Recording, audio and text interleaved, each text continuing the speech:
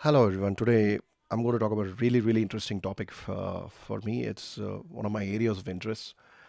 Basically, where mythology intersects with science, right? It's one of the very fascinating areas for me as a student. And today I'm specifically going to talk about Ramayana. And the title deliberately I've kind of kept it as beyond mythology because there are so many facets of history and mythology that I think this information has got diluted over the many generations. Many generations got kind of diluted. Very little knowledge is there in our society today relating to some of these events. And today I'm specifically going to talk about what I did not actually learn from either my parents or from my education. I didn't get this information knowledge from anything that was taught to me. I had to personally go and seek out this information purely out of interest, right? Out of curiosity. This is something kind of I've read through multiple sources to come into my own opinions. And this whole experience has been very humbling for me in terms of how little I know as an individual. And I hope that it'll be equally enlightening for you as a viewer, right? So to begin with, the topic is Ramayana mythology or history, right? I think this is the question that we are confronted as citizens of this country. Uh, to me, the this particular argument is not so important, right? Because to me, what is more important other than whether the character existed many thousands of years ago is whether we can learn something from this as modern day citizens. We can learn something from something events that happened in the past, right? So one of the things that very loosely is used in this country and kind of bothers me is using the uh, term mythology for what could be historical, right? And first of all, before I want to talk about even Ramayana, specifically to Ramayana, I'm going to talk about basically what is the difference between mythology and history, right? History is something that we know happened, whereas mythology is something that we're not very sure whether it happened in the past. It is a fable, it is a story. Maybe it happened, maybe it didn't happen, maybe it didn't happen exactly as it's described. The reality is something like Ramayana, and this is my personal opinion. It's a combination of history and mythology. Okay, there are obviously aspects of history to it, and there are aspects of mythology also. And To narrate an incident this morning was Ram Navami. My parents wanted me to take them to a Ram temple, and I was too lazy to have a bath, so they made me stand outside the temple. From this, you can gauge how religious a person I am. I'm not a very religious person, right? But how can I, as a non-religious person, what is it from things that I can learn and accept as a rationalist, right? Uh, what is it that I can accept and what is it that I can accept or cannot accept? I mean, that's the more important part of this thing. Here specifically, I'm going to talk about what mythology or history. The classification depends primarily on, it's rather loosely defined, but primarily it depends on who how far you go back in history. For example, if we talk about somebody like Indira Gandhi, we know that she existed in history. If I have to go back 500 years ago, it would be very different. If I have to go back 1000 years ago, I would not be able to prove the existence of a person. If I go back 2000, 3000 years ago, I would not be able to prove that a person existed in the past. So there is a fundamental distinction between how far the event happened, and the correlation is whether he is considered as a historical person or a religious person. This is how our brains have been attuned to think, right? But the reality is not like that. And I'm going to open up some analysis here, right? So, first of all, to classify what we know classically, right, as a whether it is a religious person or whether it is like a there is proof of this person existing. There is archaeological proof, and there are literary sources of information, right? So, for many of the historical characters that we talk about, I'm not only talking about religious figures like Rama or Jesus or Moses or Prophet Muhammad. Many historical characters, for example, don't have any archaeological evidence. And the best example is, I don't think anybody who is educated ever contends that there was a historical character called Alexander the Great. Okay. But there is zero evidence in terms of archaeological evidence in terms of a character called Alexander the Great having ever existed. But it is almost taken for granted that he existed, because there are literary sources from his time that talk about existence of this particular person, right? And what we have to recognize here is that whether you take religious figures or non-religious figures, the proof that we have is only from the literary sources from those time, right? So in case of Christianity, if you want to talk about Jesus, you basically have the Gospels that were written, I think, about 30, 40 years post the death of Jesus, right? It was not written during the time. It was written some 30, 40 years after the death of Jesus. The proof that we have that Jesus ever existed is only from those Gospels. Similarly, the if you take Prophet Muhammad as a historical figure, there are no archaeological proof that corroborate that Muhammad existed. What we have is basically the Quran, which was compiled in written form after his posthumous, after the death of Prophet Muhammad, and many literary sources that talk about life of Muhammad, which are, in this case in Islam, it's almost like 200 years later, which are known as the hadiths. So the archaeological proof is nothing that is unique. None of the religions have it. Okay, the only exception is the example that I've showed you here. For a while, there was a belief that there was something called as a shroud of Turin, and for people who do not know, it's basically believed to be the cloth in which Jesus was covered right after his death. And nearly about 600 years, shroud of Turin was thought of to be as an archaeological proof. But recently there were, radioactive carbon dating that was done on the small piece of the cloth, which conclusively proved that the cloth was only about 600 years ago, which meant that the Shroud of Turin was definitively proved to be a hoax, right? So there is obviously, when you talk about historical events, even when you talk about non-historical events, when the time is so far back in the past, we don't have anything which is a conclusive proof. We only have what is called as literary evidences. Is nothing unique to Ramayana or Mahabharata, or it's almost exactly the same in all religions, right? So if you today, just to expand upon the point, if you wanted to go and see where is the archaeological proof for Jesus, it does not exist. Whether there is an archaeological proof for Alexander the Great, it does not exist. Can you prove Moses exist? No. Can you prove Prophet Muhammad existed archaeologically? No. In all these cases, like I said, cutting across religious, non-religious historical figures, there is only literary evidences, right? There's nothing more than that. So when today I came across a very, very interesting post, right? For those who don't know, Sumant Raman is frequently comes on television as a debater. He had posted, this thing saying that today is the Ram Navami, and he was believed to have existed about 6,000-7,000 years earlier, right? With calculated date of birth. So there were a host of reactions, most of them mocking what he had said, and I thought it is the right time for me to kind of make a post about this, as to where this thought process come from.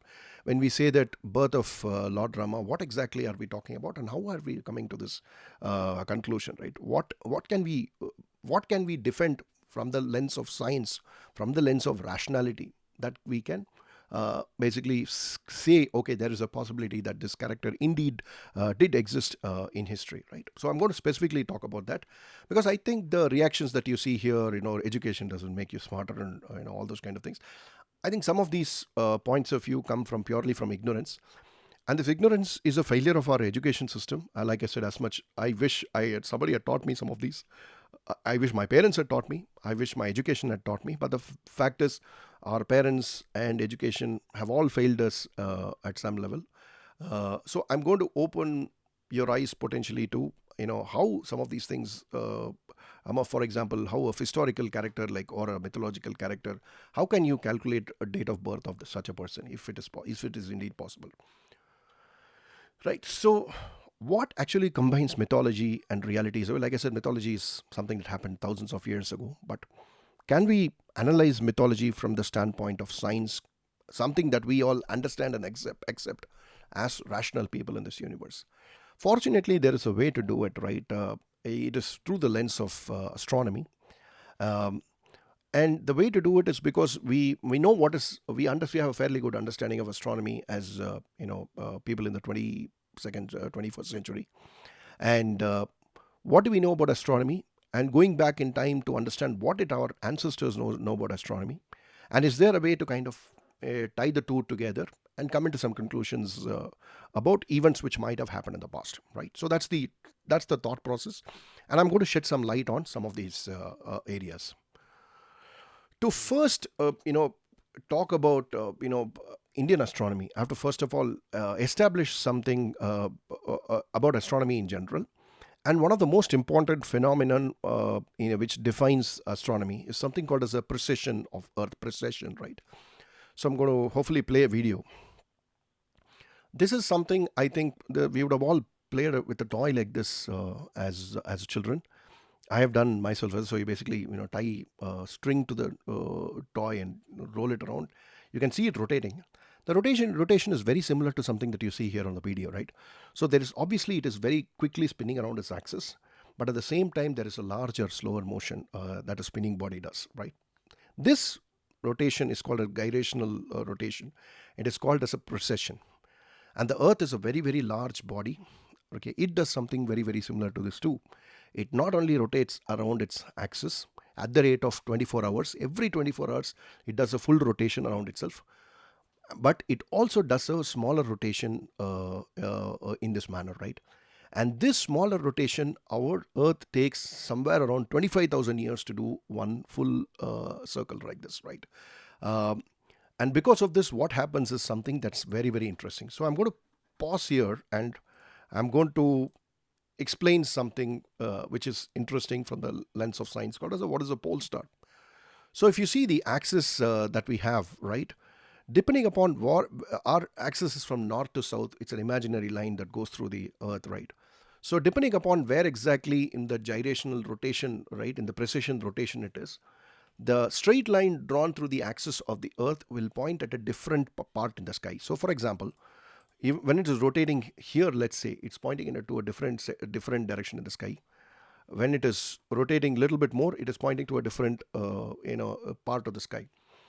And bear in mind that the stars and the planets are themselves are not moving. What is actually moving is the Earth, and we are getting an impression that the Earth's pole star, which is the straight line that's drawn through the axis of the Earth, the pole star changes. The pole star changes because the Earth kind of rotates like I said slowly in this manner. So every 900 and every 900 plus odd years, the pole star changes in the Earth. Right, this is a very, very important observable phenomena for us. For example, currently our pole star is I'm not able to recollect the name. I think it's called Sirius, if I'm not mistaken. There is a pole star which is as of today. 2000 years back, 10,000 years later, the pole star will be different because the Earth kind of rotates around itself. So this is a very important thing that we need to know about astronomy to start with, right? And our ancestors were brilliant, right? They had a very, very good understanding of this observable part of the universe called stars, right? And they were remarkably knowledgeable about the position of stars, right? So what our ancestor did many, many thousands of years ago was to divide the entire observable part of the sky. So you recognize that this is a 30 degree. If you look around completely one entire circle, it's 360 degrees. So what our ancestors did was they broke down the 360 degrees into equal parts, 27 equal parts, right?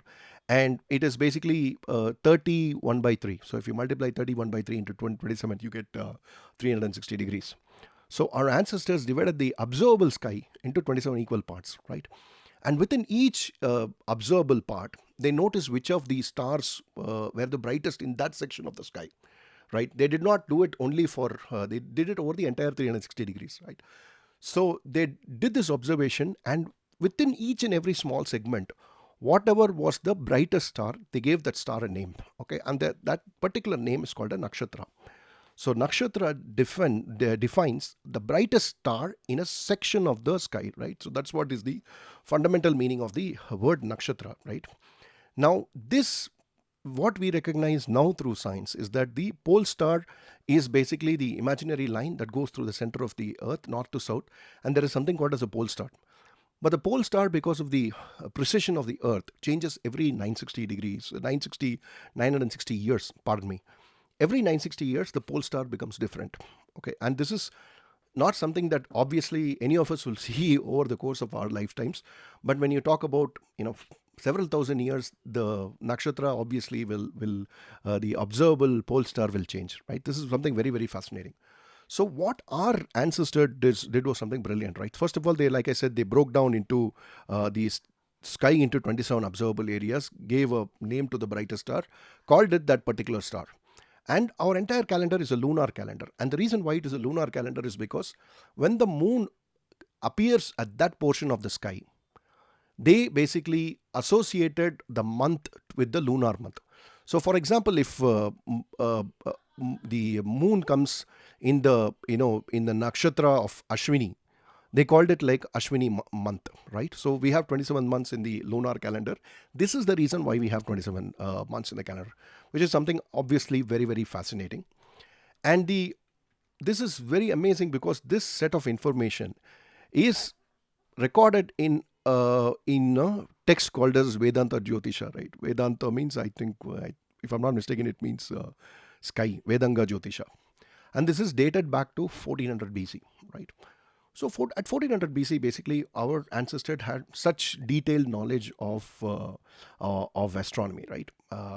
And because our lunar calendar was dated, and it gets even more interesting, right? Because our lunar month is dated based on when the moon appeared. You will know where the sun was at that point in time, right? For example, if I say, this is the Kritika month. Somebody was born, the moon is in Kritika. The sun will be exactly on the other side, So this is, I think this is called something, I'm not able to read out what exactly it is. Anugraha, something like that. So sun is on the other side. And because stars and the constellation by themselves do not change, at any given point in time, you can identify which are the planets and which nakshatra they kind of align. So the stars by themselves are static, but the divisions of the sky keep moving based on the precession of the earth. So we can say that sun is in this place, moon is here, Saturn is here, Jupiter was here. So basically you can say, based on the observations, which part of the sky that particular planet falls into. And this is truly fascinating because if we actually look at the modern astronomy, there is a correlation between what we have identified as nakshatra and stars, right? So I've given a actual chart here, basically, that talks about which are the 27 nakshatras that our ancestors defined as stars, and what is the correlation between that and the modern day convention in terms of Western astronomy, right? So obviously there is a bit of an overlap. Now, going back again to the same example that I said, right? So if you know basically what you're observing in the universe with respect to the position of the stars, position of planets, where exactly they are, which part of the sky they are in, if you know the location, it is possible for you to kind of backdate when that particular event happened in history, right? For example, I've given you some example here. I will expand upon Rama's example slightly later. For example, we know that our rainy season begins in, for example, Ashada Masa. Full moon is in Ashada Nakshatra. Sun is in obviously on the other side of the spectrum. Now we know that but depending upon when the rainy season happens in this part of the world, we can actually say that where this particular alignment of stars happen in the way that we have divided the sky. So because we understand this, we know basically when the stars were aligned differently, when it should have happened. We can back calculate that. And again, like I said, it basically relies on the principles of precession of the earth, where every 960 years, the pole star itself changes, right? So if I know basically what are the alignments of the stars, I can go back and back calculate when that event would have happened, right? There's a very fascinating lecture on this in detail. I'm obviously trying to summarize it and make it much shorter for consumption. But I have left a link here. It's from a YouTube channel called Sangam Talks, where he talks about this phenomenon in detail. It's a very, very fascinating lecture. When you have time, I suggest you look through it.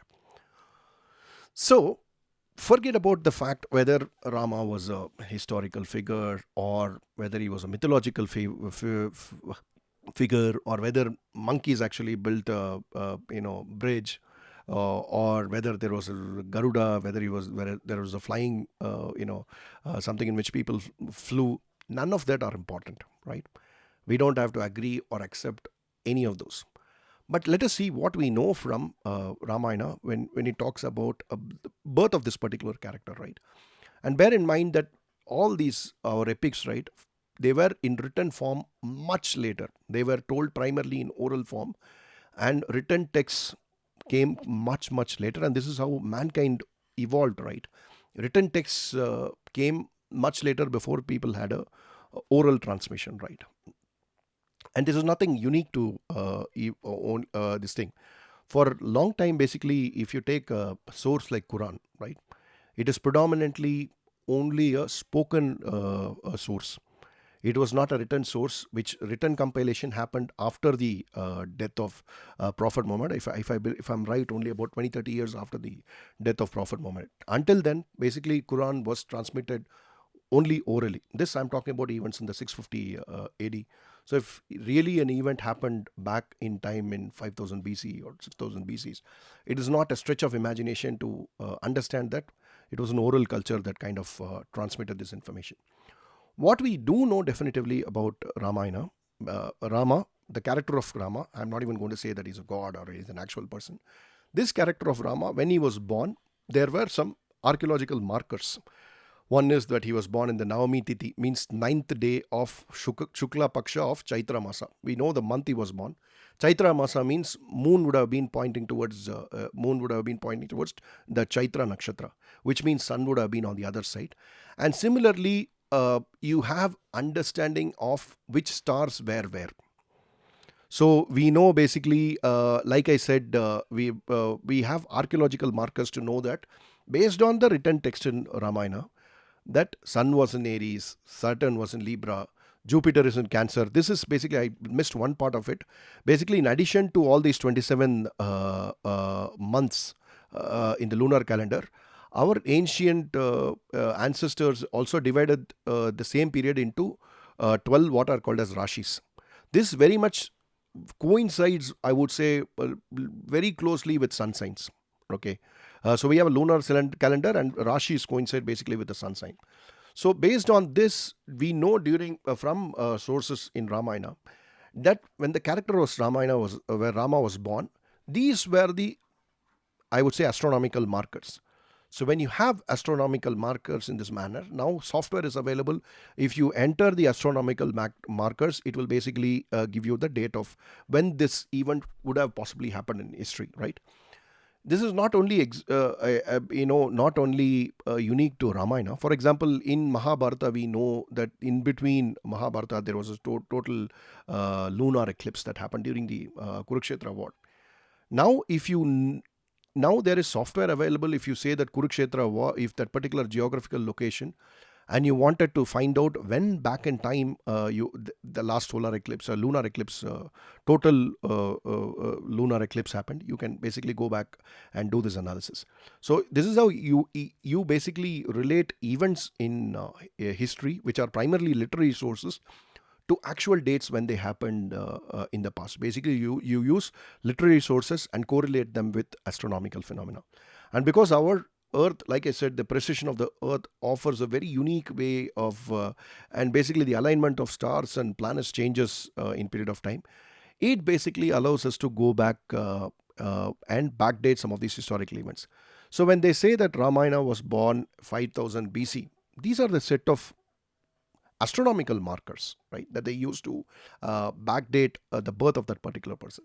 Now, it doesn't matter, like I said, whether you consider him God, whether like I said, monkeys built the bridge. What is really interesting is that somebody has observed character's birth and documented the astronomical phenomena. Many thousands of years later, basically, we are talking about the same phenomena, and we are going back, applying the lens of modern science, astronomy, as we know in the 21st century, and we are arriving at a conjecture saying that this person was most likely born in this time in history. This is how we kind of backdate and back calculate some of those events. So to summarize, right, uh, none of this is, it's not a laughing matter, right? These astronomy is not a laughing matter. The precision of Earth makes it possible for you to backdate historical events based on observable astronomical markers. So this is not pseudoscience. This is very much within the realm of rationality. This is very much within the realms of something that will that critically will withstand evaluation. This is not, like I said, pseudoscience. And what is undeniable is that if a text dated back to 1400 BC goes into such level of detail regarding classification of nakshatras, observable phenomena, brightest star in the sky, we must have the humility to accept that our ancestors were phenomenal in their ability to observe natural universe. And and as astronomers, they were very, very, very, very intelligent. So what really happens, and this is a note that I want to kind of conclude with, right? So what really happens, and why does this kind of information, this is very interesting information, and I'm fascinated and at some level really perplexed as to why more people don't know this. Okay, this is very basic. This is very basic. Anybody I would say who has passed 12th standard will be able to understand and relate to it. But what really happens is that when destruction happens in civilizations, it sets civilizations back decades. For example, if you take some destruction like what happened at the Nalanda University in the year 1100 AD, that one library had millions of books. And this was before the age of data centers where there was no multiple ways to kind of copy and keep backups across different parts of the world. When you lose information knowledge in like that, it sets the country back to dark ages, and host of wealth of information about our past is completely lost in the process. Now I'm talking about one Nalanda University. I'm sure that the effect it would have had on the Indian society would have been crippling. A modern day equivalent would be, if you take an example like the most developed country, let's take United States. What do you think would happen if you geographically isolated the people in the country? You don't have to do anything. You just have to destroy each and every data center today. Every data center, you destroy it, and everybody who has the knowledge of IT and data center just instantly, disappear them from the face of the earth. What do you think will happen to a society like that? It will instantly go into something like a dark age. Because what will happen is the minute your data centers, kind of are destroyed, you will not have any money, because every our wealth and money today is virtual. We don't have actual physical money, right? Which means the poorest and the richest will become one. They will neither of them will have any money, and people will turn on each other, right? In a matter of days, you will go into dark ages purely by destruction of data centers and knowledge. So you'll have to bear in context as to what our society has gone through, specifically from destruction of knowledge, right? Uh, with nearly 1,000 years of annexation, how much that destroys knowledge, civilization, and knowledge of civilization. That even very interesting parts of our, whatever you want to call it, mythology or history, these are things that need to be taught to our children, right? So you can observe events in the past through the lens of rationality and still take some interesting lessons from it. Whether you want to believe it, like I said, whether you want to believe Rama is a divine god, the choice is up to you.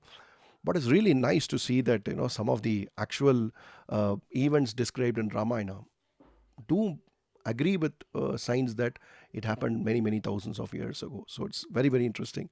So I hope this has been interesting for you. This has been really, really interesting for me to find out all these things. If you have made it till here, thank you so much. Bye.